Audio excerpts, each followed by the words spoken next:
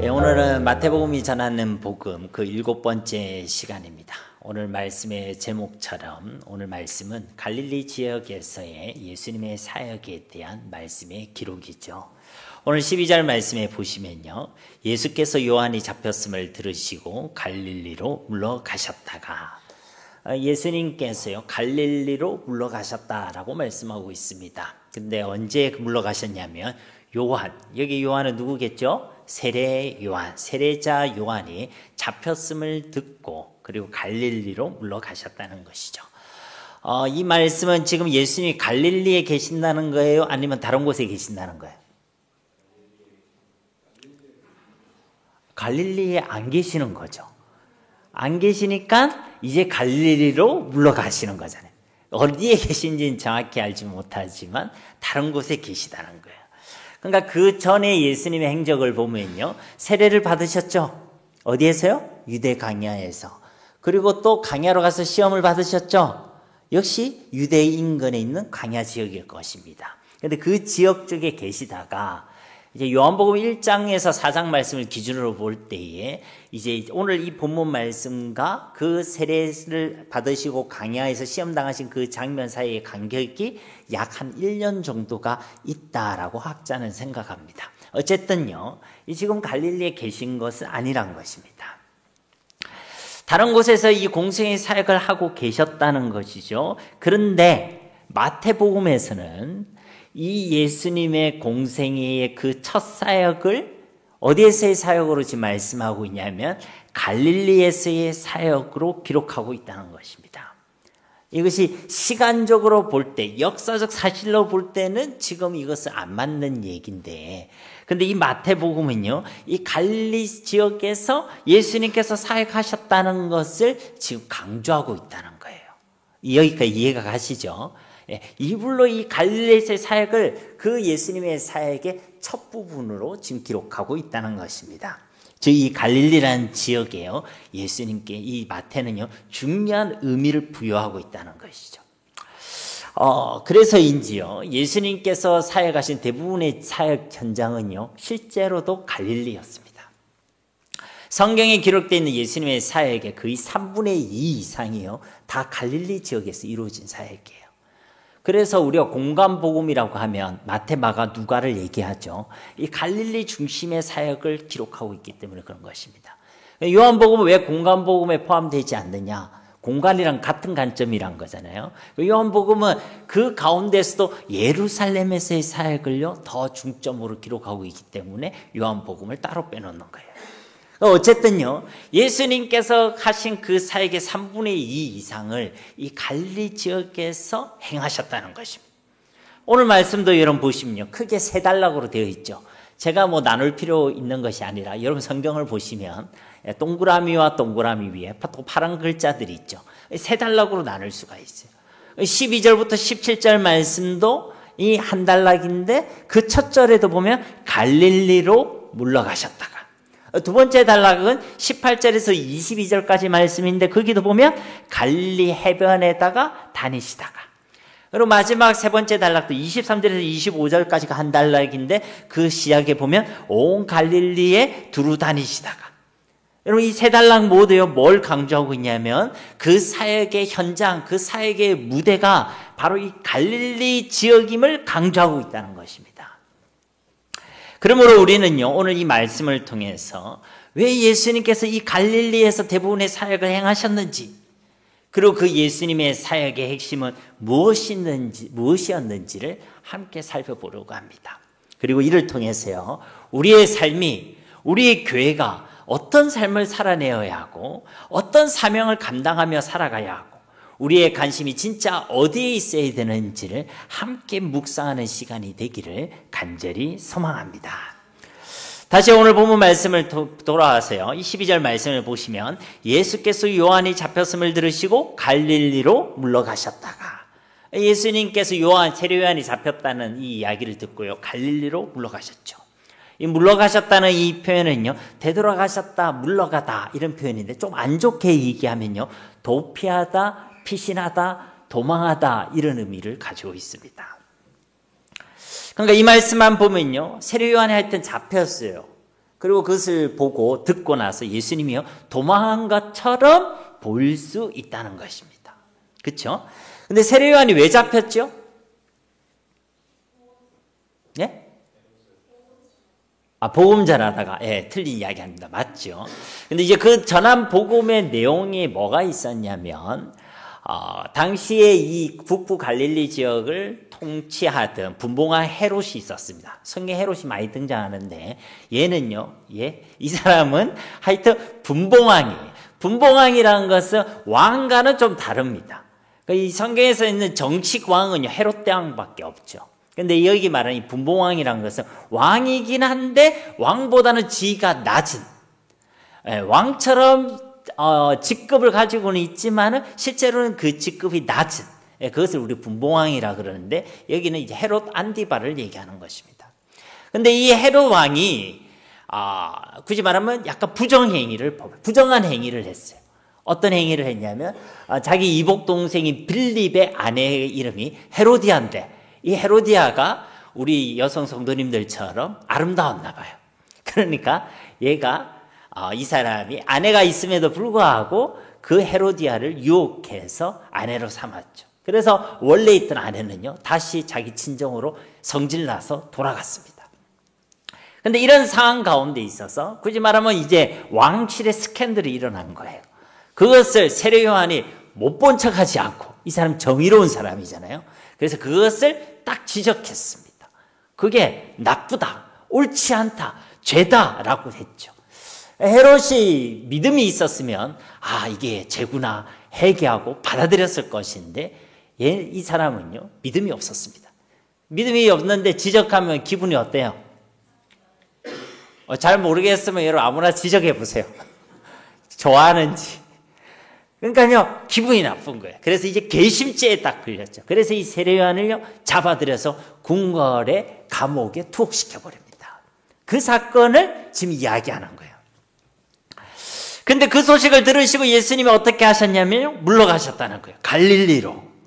예루살렘이나 그 인근 지역에서 사역을 하시다가 그 얘기를 들으시고 예루살렘으로부터 북쪽으로 떨어진 북부 저 갈릴리 지역으로 물러가셨다는 것입니다. 13절 말씀에 보면 나사렛을 떠나 스불론과 납달리 지경 해변에 있는 가버나움에 가서 사시니, 이 땅은요 가나안 정복 이후에요 스불론 지파, 납달리 지파 등에게 분배되었던 땅이죠. 그러니까 이 13절에 나타난 이 지명은요 여러 지명이 나타나 있는 것 같지만 사실은요 다 이 갈릴리 지역을 얘기하는 거예요. 13절에 나타난 이 도시에 있는 나사렛도요 갈릴리 지역 안에 있는 도시고, 또 가버나움이란 그 지역도요 갈릴리 안에 있는 지역입니다. 그러니까 예수님께서는요 이 세례 요한이 잡혔다는 이 소식을 듣고 갈릴리 나사렛으로 물러가셨다가 그 뒤로는요 조금 더 북쪽인 가버나움으로 이사를 가셨다는 것입니다.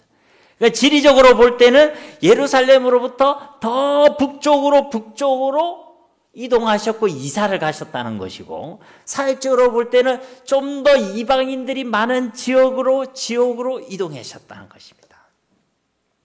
아무튼요 하필 이때가 언제냐면 세례 요한의 투옥 소식이 들려왔을 때 그 예루살렘으로부터 그 투옥 현장으로부터 조금 더 북쪽으로 조금 더 멀리 이동해 가셨다는 것입니다.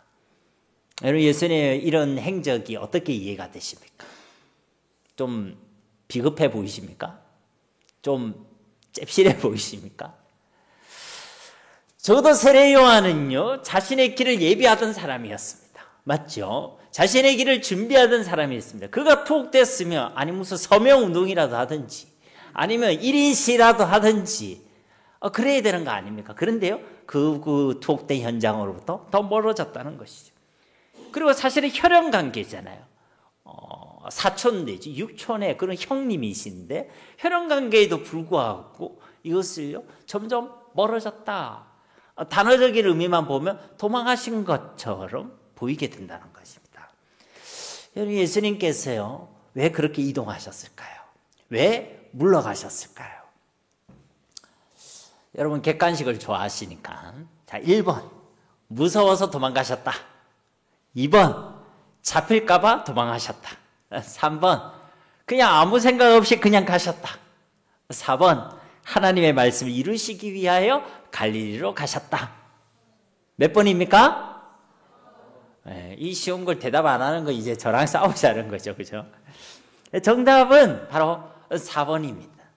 우리 생각과 판단, 우리의 해석으로 볼 때는 이게 이해가 잘 안 되죠. 오해할 수 있습니다. 그런데 그게 중요한 게 아니에요. 중요한 건 하나님의 말씀의 해석이 중요하죠. 이 말씀에 대해서 뭐라고 이야기합니까? 자, 14절 이하의 말씀에 보시면 이는 선지자 이사야를 통하여 하신 말씀을 이루려 하심이라. 일러스되 스볼렌 땅과 납달리 땅과 요단강 저편 해변길과 이방의 갈릴리여 흑암에 앉은 백성이 큰 빛을 보았고 사망의 땅과 그늘에 앉은 자들에게 빛이 비쳤도다 하였느니라. 아멘. 왜 갈릴리 지역으로 물러가셨는가? 오늘 이 성경은 뭐라고 해석하고 있냐면 이는 선지자 이사야를 통하여 하신 말씀을 이루려 하심이라. 아멘. 하나님의 말씀을 이루시기 위하여 예수님께서는 가셨다는 것입니다. 뭐 그 소식을 듣고 무서워서 두려워서 피하려고 잡힐까봐 그렇게 가신 것이 아니라 하나님의 말씀을 이루기 위하여 이동하셨다는 것입니다. 그러니까 세례 요한의 말을 톡 소식을 듣고라고 표현했지만 여기에 뭐 특별한 인간관계가 있는 것은 아닙니다. 굳이 말하자면 지금 예수님께서 만약 인간관계가 있다면 지금은 예수님께서는 잡히시면 안 되는 상황이 있다는 것이죠. 그 외에는 하나님의 말씀을 이루시기 위하여 이동하셨다는 것입니다. 예수님의 모든 사역과 모든 삶과 모든 결정의 기준은 바로 하나님의 말씀이었는 줄 믿습니다. 자신의 목숨이 아까워서 물러가신 것이 아니란 것이죠. 우리가 볼 때는 혈연관계인데 어떻게 이렇게 할 수 있냐, 예수님이 어떻게 저리 의리가 없을 수 있느냐 이렇게 이야기할지 모르겠지만 예수님의 선택의 기준은 혈연도 의리도 자신의 생명 자신의 잘됨도 아니었습니다. 무엇이 기준이었죠? 하나님의 말씀이 기준인 줄 믿습니다. 여러분 우리도요, 우리의 선택과 우리의 삶의 기준이 하나님의 말씀이 되어야 할 줄 믿습니다. 혈연 때문에 내가 결정하면 안 돼. 의리 때문에 의리 한다고 해서 되는 것도 아니에요. 나한테 얼마나 이익이 되느냐가 우리의 삶의 기준이 되면 안 됩니다. 우리의 삶의 기준은 하나님의 말씀이 되어야 할 줄 믿습니다. 그래서 제가 그리스도인은 뭘 잘해야 된다고 그랬어요? 고스톱을 잘 쳐야 되지. 고스톱을 잘해야 된다고. 이러니까 막 웃고 계신 분들은 다 과거에 경력이 있으신 분들이. 왜 고스톱을 잘해야 되느냐? 말씀이 고 하시면 고 하고, 말씀이 스톱 하면 스톱 하시고, 말씀의 인도를 받는 저와 여러분이 되어야 할 줄 믿습니다. 네. 근데 이제 어떤 말씀을 이루려 하시냐? 설명은 되어 있지만 이제 본판 말씀을 보시면 오늘 이 말씀이 이사야서 9장에 있는 말씀을 인용한 것이거든요. 이사야서 9장 1절과 2절 말씀 보겠습니다. 전에 고통받던 자들에게 흑암이 없으리로다. 옛적에는 여호와께서 스볼론 땅과 납달리 땅이 멸시를 당하게 하셨더니 후에는 해변길과 요단 저쪽 이방의 갈릴리를 영화롭게 하셨느니라. 흑암에 행하던 백성이 큰 빛을 보고 사망의 그늘진 땅에 거주하던 자에게 빛이 비치도다. 아멘. 그러니까 여기 이제 갈릴리 지역에 대한 묘사가 있습니다. 묘사를 보면요, 긍정적인 묘사인 것 같아요, 부정적인 묘사인 것 같아요? 예? 네, 전체적인 흐름은 긍정을 향해 가고 있지만 지금 갈릴리 땅의 현실은 부정적입니다. 현실에 대한 표현을 보시면요, 전에 고통받던 자들, 멸시를 당하던, 흑암에 행하던 백성, 사망의 그늘질 땅에 거주하던 자들. 그러니까요, 이 이방인이 갈릴리 땅은요, 고통받던 지역, 멸시받던 지역이었다는 거예요. 왜 그 지역이 이렇게 고통받았을까? 왜 그 지역이 그렇게 멸시를 당했을까? 우리는 궁금해 하겠지만요, 이스라엘 백성들은요, 이 역사를 이해하고 있기 때문에 이것은 너무나 당연한 얘기입니다. 단순히 갈릴리 지역이 지역 감정으로 인해서 지금 멸시를 당하고 있는 것이 아니란 것이죠. 이런 갈릴리 지역은요, 이스라엘 북부 지역에 위치하고 있죠. 그러다 보니까 전쟁이 있을 때마다 가장 먼저 환난을 당하고 고난을 당하던 지역이 갈릴리 지역이었습니다. 아수르 시대에도 이 갈릴리 지역이는요, 거의 초토화가 되었죠. 그리고 수많은 사람들이 포로로 끌려갔습니다. 그리고요, 그들이 돌아온 포로들이 정착하고 거주했던 대부분의 지역도 갈릴리 지역이죠. 그 뒤에도 강대국들이 일어날 때마다 이 지역은요 고난을 당했습니다. 뒤에 바벨론, 페르시아, 로마 시대가 계속 바뀌면서요 그들의 통치를 받으면서요 계속적으로 압제를 당하고 수탈을 당했던 지역이 이 갈릴리 지역이었죠. 그러니까요 이 갈릴리 지역에 있는 사람들은요 억압받고 눌려있고 멸시를 당하고 고통을 당하고 그랬다는 거예요. 인종적으로 볼 때도 이들 가운데는요 혼혈들이 많았습니다. 그렇겠죠? 그들이 와가지고 수탈하니까 그 혼혈들이 많았어요. 또 이방인들이 많이 거주하고 있었습니다.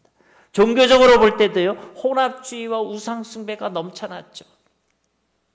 오죽하면 오늘 15절 말씀에 보면요 이방의 갈릴리여라고 표현하고 있습니다. 세번역 성경에는 이를요 이방 사람들의 갈릴리, 시온서기에는 이방인들이 사는 갈릴리.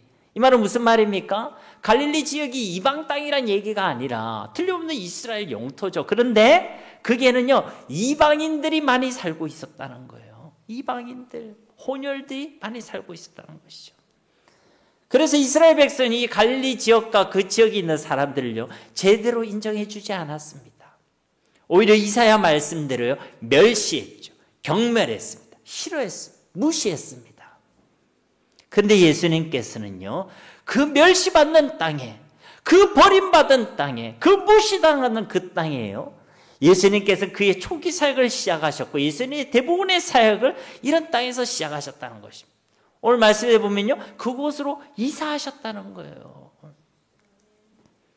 그만큼 예수님의 관심과 예수님의 소원이요 이 갈릴리 땅에 있었다는 것입니다. 이 갈릴리 땅에 있었다는 거예요. 여러분 이 땅은요 대단한 땅, 좋은 땅, 금싸라기 같은 땅이 아닙니다. 멸시받는 땅이었어요. 버림받은 땅이었습니다.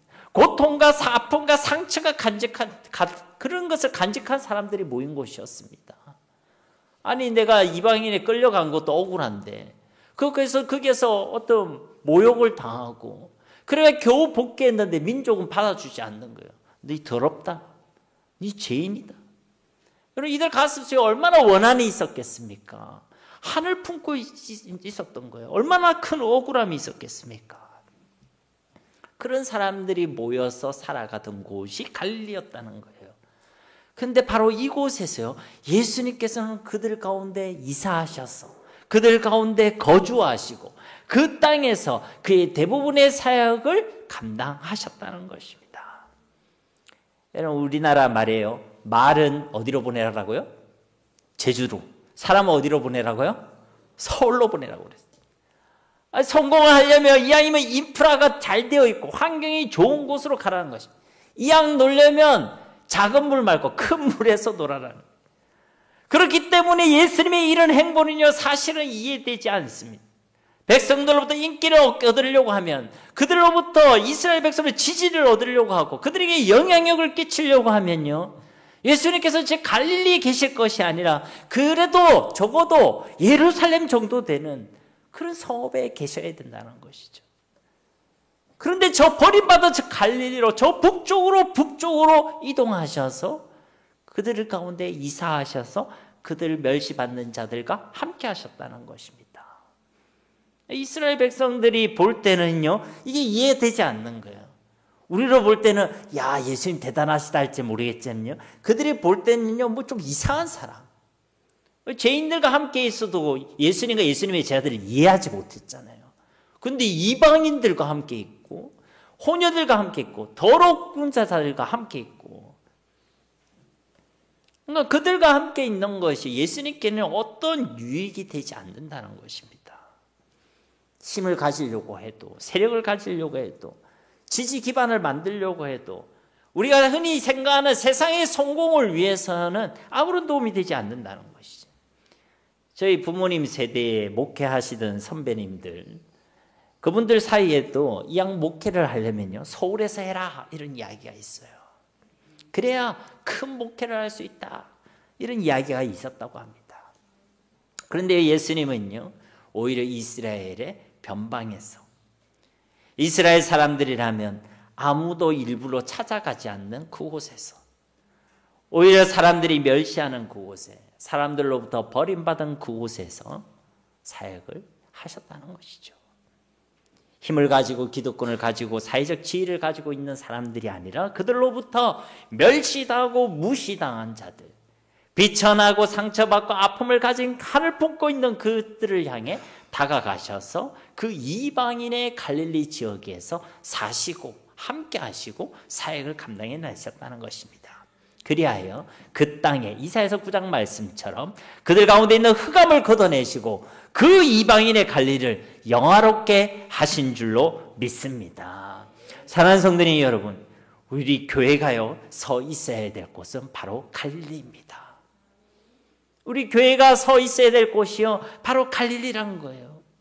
이것은요 이제 이스라엘로 날아가서 그 북부 지역에 개척을 해라는 것이 아니라 예수님이 관심이 있었던 그곳에 우리 관심이 있어야 된다는 것입니다. 세상적인 개념 외에 성공을 꿈꾸고 큰 건물과 많은 사람들과 인기 위에 교회를 세우는 것이 아니라 진짜 멸시받는 자들을 위하여, 진짜 버림받은 자들을 위하여, 진짜 상처받고 아픔 가운데 있는 자들을 향하여, 저 흑암이 가득한 곳을 향하여 예수님이 그러하셨듯이 그 세상의 갈릴리 가운데 서 있는 교회가 진짜 참된 교회고 바로 저와 여러분이 살아내야 될 삶의 현장인 줄 믿습니다. 저는요 우리 세계로 교회가 이런 교회가 되기를 간절히 소망합니다. 교회로 부름받은 우리 한 사람 한 사람이 바로 이런 교회가 되기를 주님의 이름으로 축복합니다. 여러분 예수님을 보십시오. 예수님께서 그들을 위하여 자신의 삶의 거주지를 옮기시기까지 하셨습니다. 그 갈릴리 땅에 그들과 함께 하셨습니다. 그의 공생의 대부분을요 이들과 이 땅을 위하여 사역하셨습니다. 이게요 예수님을 믿는 저와 여러분의 삶의 기준, 또 일평생의 비전이 되어야 할 줄 믿습니다. 여러분 우리의 선택의 기준이 무엇입니까? 하나의 예로 우리가 이사를 할 때요 우리 무엇이 기준입니까? 저도 얼마 전에 이사를 했지만 여러분 이사를 할 때 무엇이 기준입니까? 자녀들의 교육 환경, 인적 공원과 또 교통시설과의 접근성, 마트나 음식점 등의 어떤 인프라의 구축 여부, 이런 것이 여러분 기준입니까? 이런 것을 고려한다는 것이요 나쁘다는 것이 아닙니다. 지혜롭게 그렇게 고민해야 되죠. 그런데 예수님의 기준은요 말씀이었습니다. 말씀이었다는 거예요. 그 하나님의 말씀을 이루는 그 일을 위하여 영혼을 구하는 그 하나님의 소원이요 그의 기준이었다는 것입니다. 여러분 혹 이사를 했다면 여러분 그곳에서 하나님의 소원을 두고 기도하시기 바랍니다. 내가 어디 가서 내가 더 이 예수님을 전할 수 있을까? 어떻게 하면 내가 이 사람들에게 하나님의 말씀대로 삶을 살아내는 것을 보여줄 수 있을까? 이것이요 우리의 기준이 되어야 한다는 것이죠.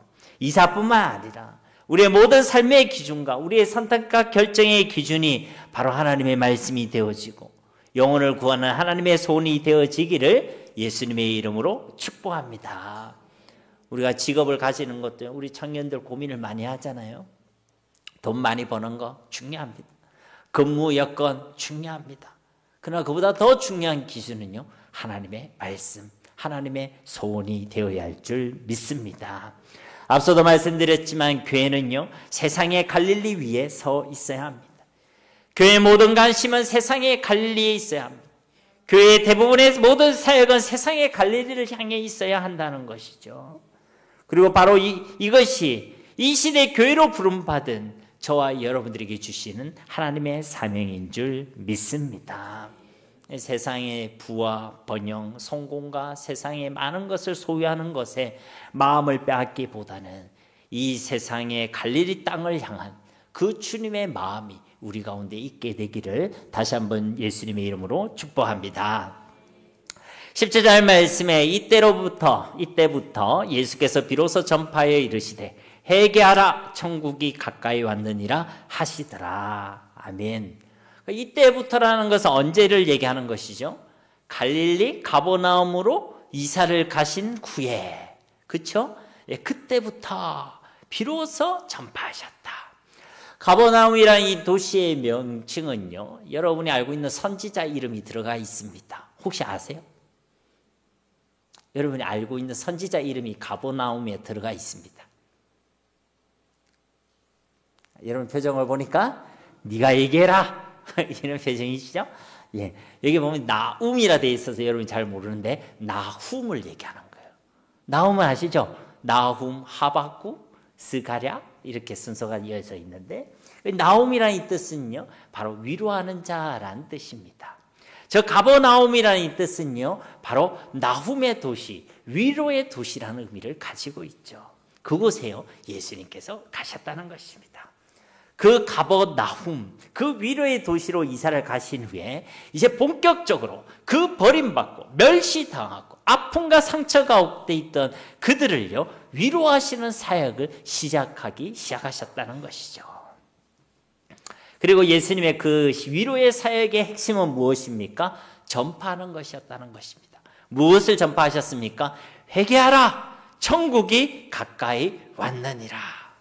예수님께서 위로의 사역을 시작하셨는데 그 사역의 내용이요 회개하라는 거예요. 우리 얼핏 이해가 가십니까? 이 사람이 아픔 가운데 있어요. 상처 가운데 있습니다. 흑암 가운데 있어요. 예수님이 위로하시는 거예요. 위로하시는데 그 위로의 내용이 괜찮다, 그래 그럴 수도 있다가 아니라 회개하라는 거예요. 여러분, 사랑하는 성도님 여러분, 지금 이 갈릴리 지역에는요 온갖 우상 숭배들이요 판을 치고 있었습니다. 인종도 섞여 있었지만 종교도 신앙도요 완전히 섞여서 혼합주의가 이루어져 있었죠. 이들을 향한 예수님의 위로는요 그래도 괜찮다, 그럴 수도 있다가 아니었다는 거예요.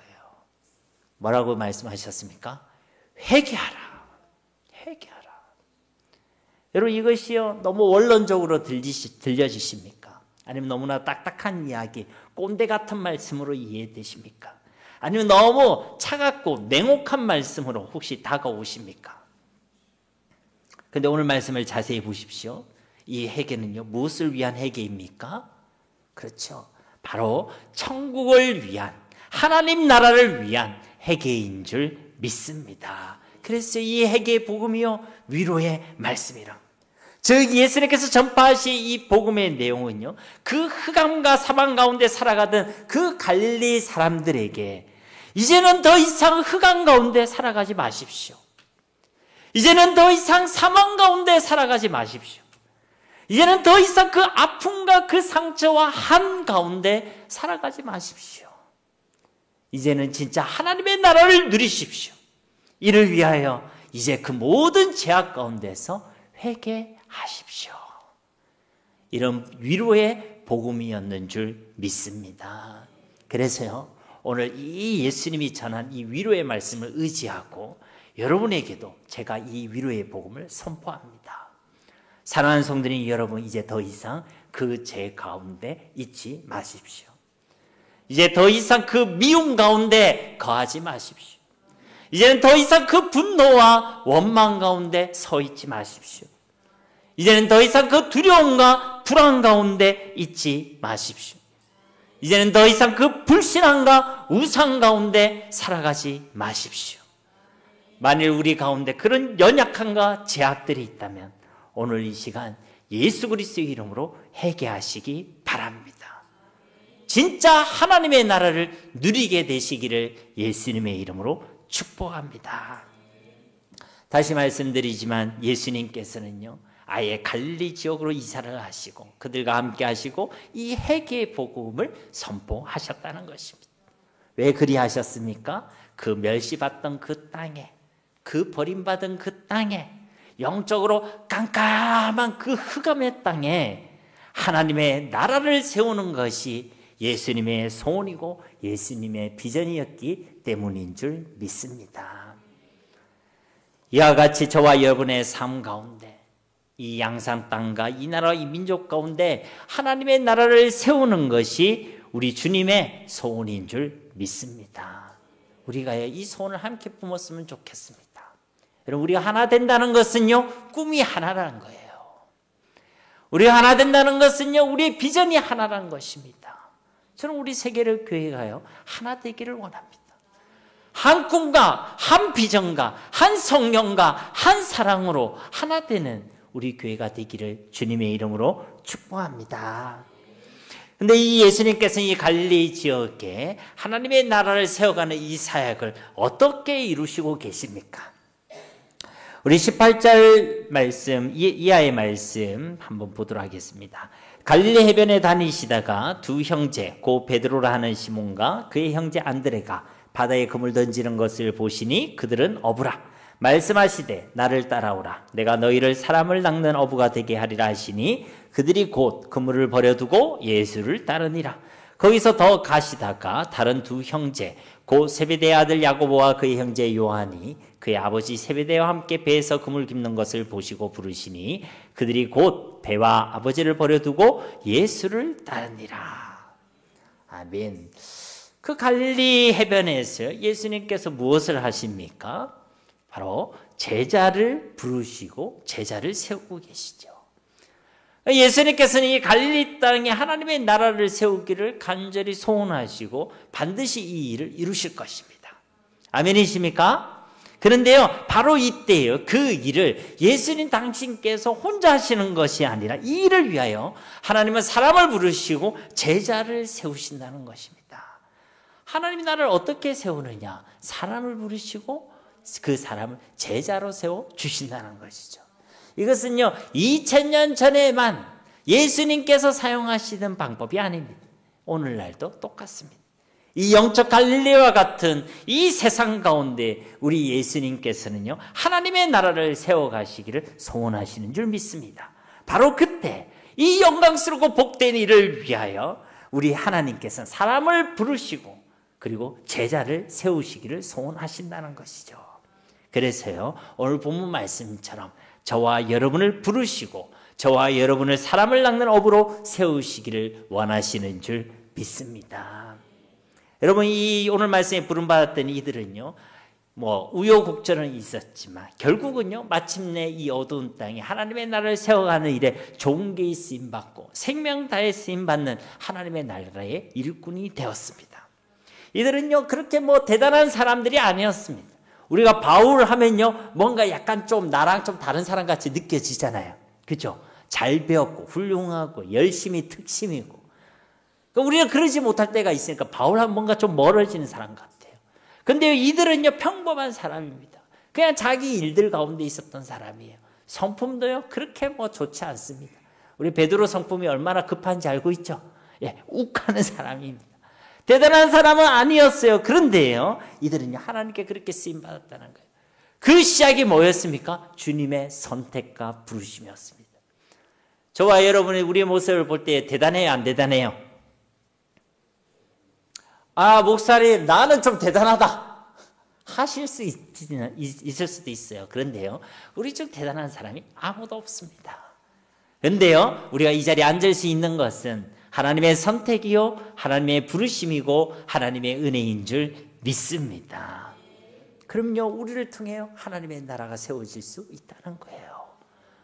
그 평범한 대단치 않는 그 사람들을 부르시고 마침내 결국은 하나님의 나라를 세워가는 일에 그들을 종기 사용하셨듯이 저와 여러분들을 들어 사용하시기를 원하시는 하나님, 그리고 반드시 그리하실 하나님을 기대하시기를 주님의 이름으로 축복합니다. 근데요, 이들에게는요, 그래도 그런 계기가 있었어요.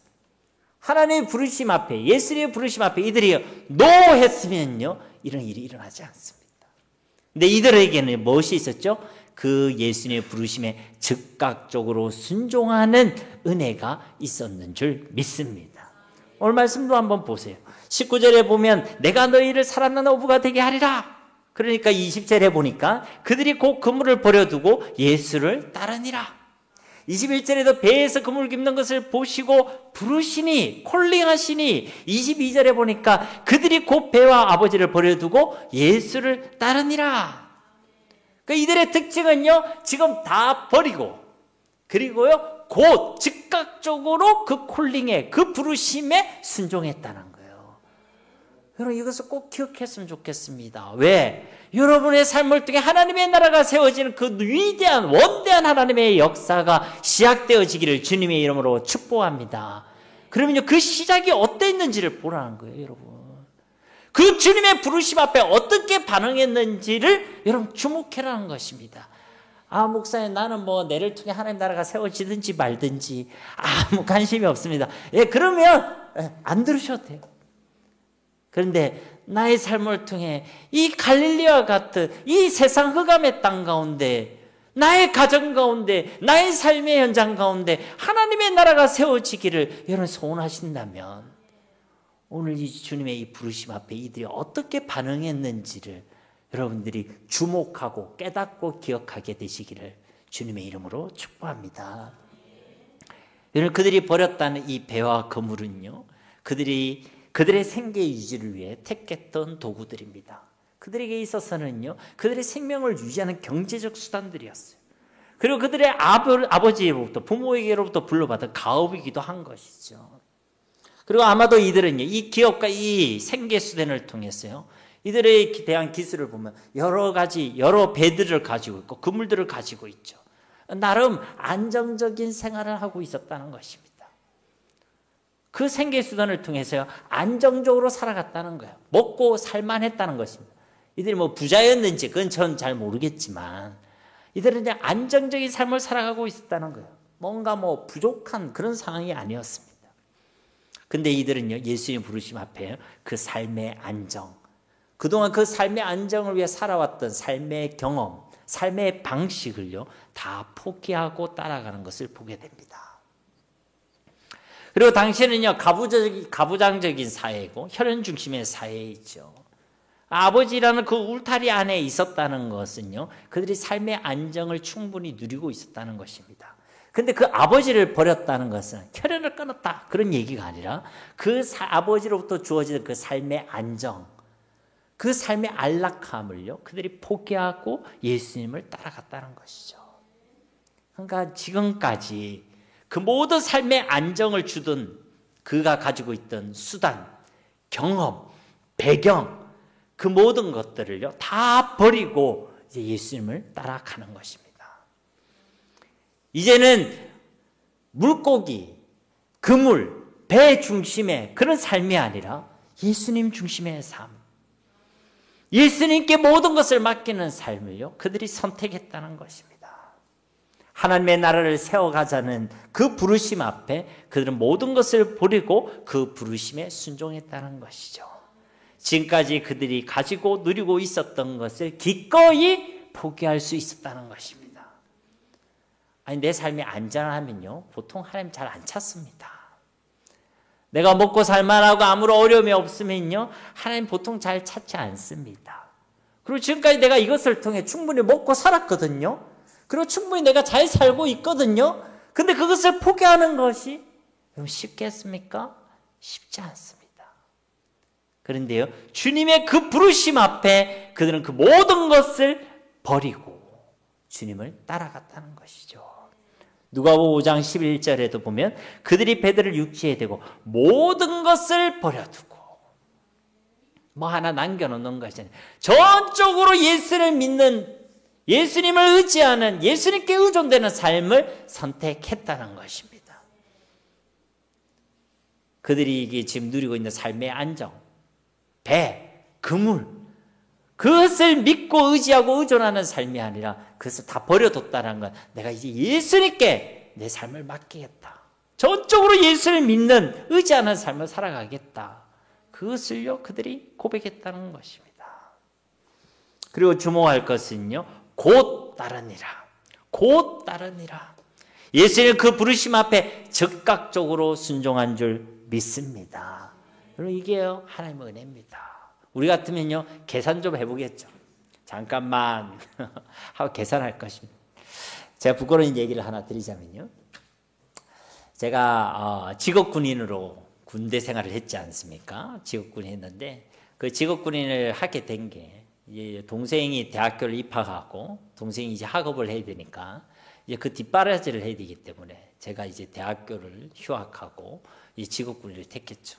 그래서 이제 동생한테요, 매달 이제 용돈을 보내주고 그랬습니다. 근데 군대에 입대하니까 저한테요, 천직 같은 거예요.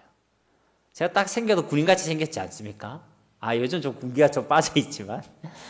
그러니까요, 군대 가보니까요, 다른 사람들은 다 불편하다고 하고 다 힘들다는데 나한테는 너무 좋은 거예요. 저는 정말 군대가 천국 같았습니다. 예, 몇몇 사람들 눈에서 레이저가 나오시는데 왜 그랬냐면요. 저는 그전에는요, 하루하루 살아가기를 걱정했었거든요.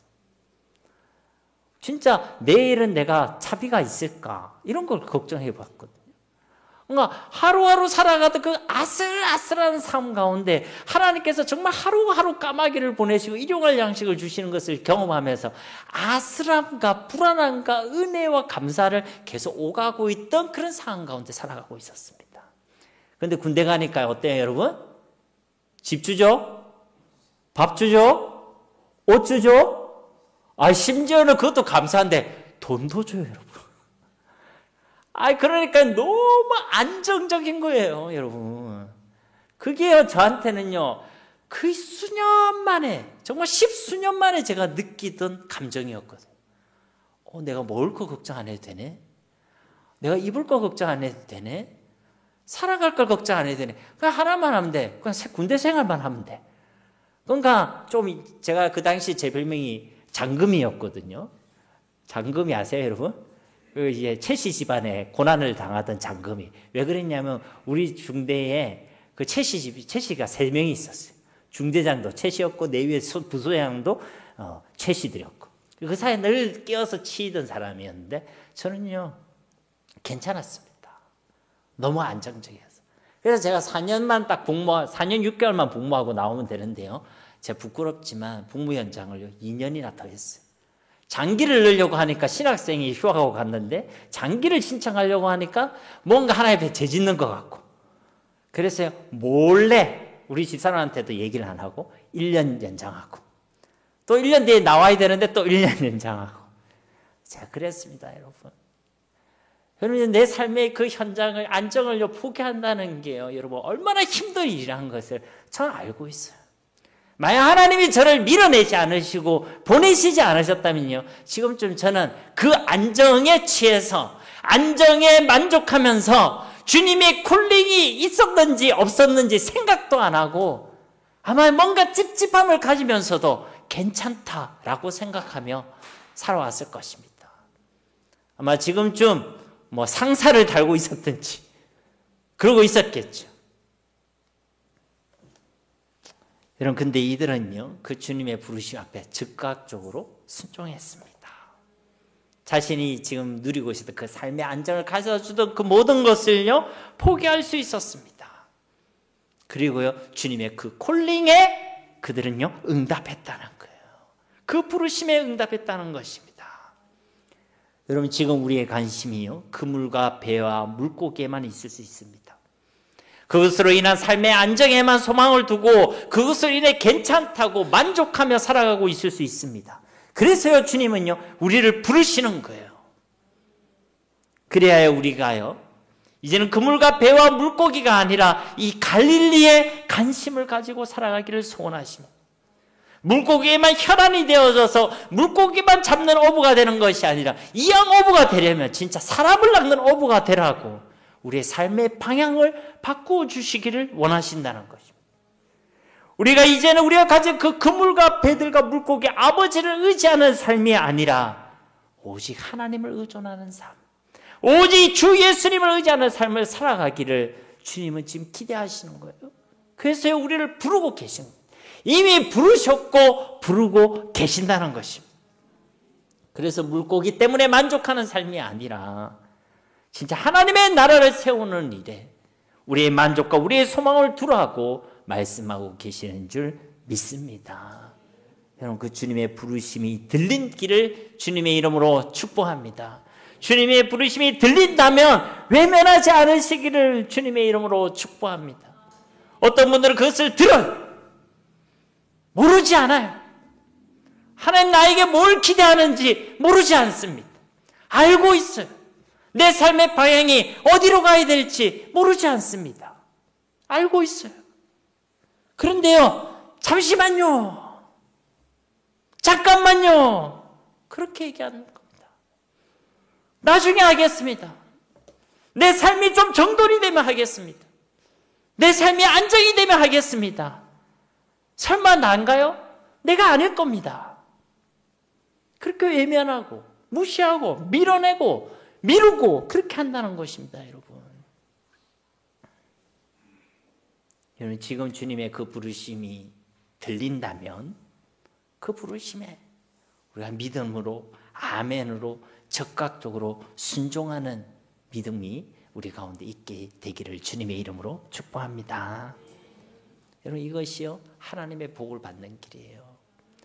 그런 자들을 통해 하나님께서는요 하나님의 나라를 이 세상의 갈릴리 가운데 온전히 세워가시는 줄 믿습니다. 또 우리 예수님께서 하나님의 나라를 위해 어떤 사역을 하십니까? 23절 이하의 말씀에 보니까 예수께서 온 갈릴리에 두루 다니사 그들의 해당에서 가르치시며 천국 복음을 전파하시며 백성 중에 모든 병과 모든 약한 것을 고치시니 그의 소문이 온 수리에 퍼진지라. 사람들이 모든 앓는 자, 곧 각종 병에 걸려서 고통당하는 자, 귀신 들린 자, 간질하는 자, 중풍병자들을 데려오니 그들을 고치시더라. 갈릴리와 데가볼리와 예루살렘과 유대와 요단강 건너편에서 수많은 무리가 따르니라. 아멘. 예수님께서 하나님의 나라를 세워가기 위해 어떤 사역을 하셨죠? 우리 그 유명한 세 가지 사역을 하셨습니다. 가르치시며 전파하시며 고치시는 사역을 하셨다는 것이죠. 먼저는 가르치셨다는 것입니다. 우리가 흔히 말하는 양육을 얘기하는 것이죠. 무엇을 가르치셨겠습니까? 당연히 하나님의 말씀을 가르치셨겠죠. 회개의 복음, 예수 그리스도의 복음을 가르치신 줄 믿습니다. 이런 교회는요 성경을 가르치는 곳입니다. 예수 그리스도의 복음을 가르치는 곳입니다. 성공의 비법, 건강의 비결, 행복한 가정, 부부의 십계명, 그것은 교회가 가르쳐야 될 그 내용의 본질이 아닙니다. 마태복음 28장 20절에도 내가 너에게 분부한 모든 것을 가르쳐 지키게 하라. 예수님께서 분부한 것을 가르치는 것이 교회의 사명인 줄 믿습니다. 그게요 예수 그리스도의 복음이라는 거예요. 두 번째는요 전파하셨습니다. 전도와 선교의 사역을 얘기하는 것이죠. 무엇을 전파하셨겠습니까? 회개의 복음, 십자가의 복음, 예수 그리스도의 복음, 하나님의 나라를 전파하신 줄 믿습니다. 이게 교회의 사명이에요. 교회가 이것을 안 하면 교회는 의미가 없습니다. 제가 말씀드렸잖아요. 초청 주일날 이곳에서 사람들이 모여있다는 것도 감동이었지만 그분들에게 예수 그리스도의 복음을 전할 수 있었다는 것이요 저 너무 감사했어요. 우리 교회의 존재의 목적, 우리가 교회를 우리 가운데 교회를 세워두신 하나님의 소원이 이곳에 이 시간 이루어지고 있구나. 여러분 여기에 우리의 사명이 있는 줄 믿습니다. 돈 버는 일 여러분 열심히 잘하십시오. 건강 챙기는 일 정말 잘하십시오. 중요합니다. 그런데 우리가 예수님의 복음을 전하지 않는다면 아무 소용이 없습니다. 우리가 살아 숨쉬는 이유가 없습니다. 우리는 예수님의 복음을 전파하는 그 일에 우리의 삶을 드려야 할 줄 믿습니다. 세 번째는요, 고치셨습니다. 우리의 모든 육신의 연약함과 우리의 모든 영적인 연약함과 우리의 모든 삶을 완전히 회복시켜 주시고 치료하여 주셨다는 것입니다. 누구의 이름으로요? 예수님의 이름으로. 그러므로 교회는요, 예수님의 이름의 권세를 사용하는 공동체가 되어야 할 줄 믿습니다. 그리고 예수 믿는 사람은요, 빌빌대면 안 돼요. 예수 믿는 사람은요, 영적으로 힘이 있어야 합니다. 왜 그렇습니까? 우리는 예수님의 권세를 가졌으니까. 여러분 진짜 이 이름의 권세를 사용하시고 누리시기를 주님의 이름으로 축복합니다. 여러분 예수님의 이름은요 열려라 참게하는 그런 주문과 같은 이름이 아닙니다. 진짜 성자 하나님의 이름이고 약속의 이름이고 능력과 구원의 이름이 예수님의 이름인 줄 믿습니다. 그래서 예수님의 이름으로 기도하면요 하나님께서 응답하여 주십니다. 시간이 좀 갔지만요 우리 막둥이가 얼마 전에 다쳐가요. 손에 깁스를 했어요. 깁스. 보셨죠? 깁스 해가지고 얼마 전에 지금 깁스를 풀었는데 병원에 이렇게 딱 갔더니요. 의사가 놀라는 거예요. 뭐라고 놀라냐면 어떻게 이렇게 빨리 나을 수 있냐고. 이렇게 빨리 낫는 게 자기는 놀랍다는 거예요. 근데 이제 더 놀라운 거는요. 우리 막둥이가요. 그게 하나님의 은혜라는 걸 알더라고요. 그 이제 우리 애들이 쌍둥이 아닙니까? 그죠? 저기들끼리 자기 전에 막 기도하거든요. 잠자기 전에 기도하고 이러는데 이게 아무리 봐도 우리가 기도해서 하나님이 응답하셨다. 여러분, 우리가 기도하면요, 하나님이 일하시고 역사하시는 줄 믿습니다. 예수 이름의 권세로 나타난 치유의 역사라는 것이죠. 여러분, 그 이름이 선포되는 것에 악한 사탄의 나라가 무너집니다. 그 이름을 가르치고 전파하는 곳에 하나님의 나라가 임하게 되는 줄 믿습니다. 여러분, 예수 이름의 권세를 나타내야 될 이유, 우리가 누려야 될 이유는요, 그 권세가 누리는 그 현장, 그 권세가 나타나는 그곳에요, 하나님의 나라가 임하기 때문인 줄 믿습니다.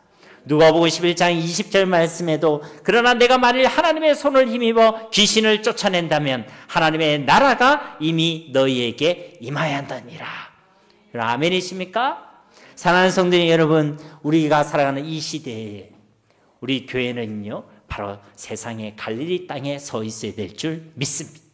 우리의 모든 꿈과 소망과 사명이 이 갈릴리 땅에 하나님의 나라를 세우는 것이 되어야 한다는 것이죠. 이를 위해 주님이 우리를 부르셨고 부르시고 계십니다. 설마 나를, 내가 무엇이라고, 나는 아닐 거야, 아니면 지금 말고 다음에 라고 하지 마시고 그 주님의 부르심에 지금 즉시 즉각적으로 순종하는 믿음이 있기를 간절히 소망합니다. 그러면 우리를 통해 가르치고 전파하시고 고치시는 하나님의 역사들이 이루어지고 하나님의 나라가 이 땅 가운데 이루어질 줄 믿습니다.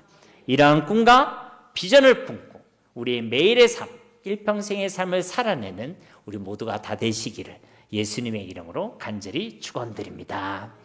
우리 말씀을 기억하시면서 이 시간 합심으로 기도하기를 소망합니다. 주님, 이 말씀대로 우리를 부르시는 그 주님의 음성을 듣게 하시고 그 음성 앞에 하나님 우리의 삶의 모든 것을 드리게 하시고 즉각적으로 순종할 수 있는 믿음을 다하여 주옵소서. 우리 교회를 통하여 이 갈릴리 같은 이 세상 가운데 하나님의 나라를 세우게 하시고 정말 가르치고 접하고 고치시는 하나님의 역사들이 이루어지게 하옵소서. 우리 합심으로 기도하겠습니다. 살아계신 아버지 하나님, 감사합니다. 주님, 오늘 주시는 이 말씀을 통해 우리의 삶이 어디에 놓여져야 할지, 우리가 무엇을 위하여 살아가야 할지, 또 어디에 관심을 가지며 살아가야 될지, 하나님, 그리고 우리 주님의 비밀친 소원이 무엇인지를 깨달아 알게 하심을 감사드립니다. 우리 주님께서 걸어하셨듯이 우리도 항상 하나님의 말씀의 인도를 받기를 원합니다. 하나님보다 앞서지 아니하게 하시고 말씀이 기준이 되어져서 말씀의 인도를 받는 우리의 삶이 되어지게 하옵소서. 우리의 얼어붙은 동토와 같은 우리의 마음, 강박한 우리의 심령 가운데 새 마음과 새 영을 부어주시고 예수님의 마음을 품으며 살아가게 하옵소서. 예수님의 꿈과 비전이 우리 모두의 꿈과 비전이 되게 하시고 우리의 모든 관심이 하나님의 관심이 머물러 있는 그곳, 곧 이 세상의 갈릴리 땅에 있게 하옵소서. 흑암의 땅, 사망의 땅 가운데서 신음하고 있는 저 죽어가는 영혼들을 보게 하시고 저들에게 예수 그리스도가 필요함을 주목하게 하옵소서. 이를 위해 우리를 부르고 계신 그 주님의 간절한 음성을 듣게 하시고 그 주님의 부르심 앞에 아멘으로 순종하며 즉각적으로 순종하며 우리 삶을 주님께 맡길 수 있는 자들 되게 하옵소서. 지금의 상황과 형편으로 핑계대지 아니하게 하시고 주님의 부르심을 미루지 않게 하시고 외면하지 않게 하옵소서.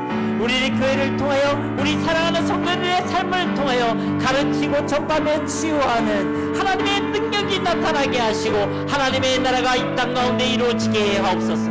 교회를 통하여 우리 성도님들의 삶을 통하여 더욱 힘있게 예수 그리스도의 복음이 이 땅 가운데 증거되게 하시고 매일의 삶 가운데 하나님의 나라를 누리며 하나님의 나라를 세워갈 수 있는 은혜의 역사가 있게 하여 주시옵소서. 감사드리며 예수님의 이름으로 간절히 기도드립니다. 아멘.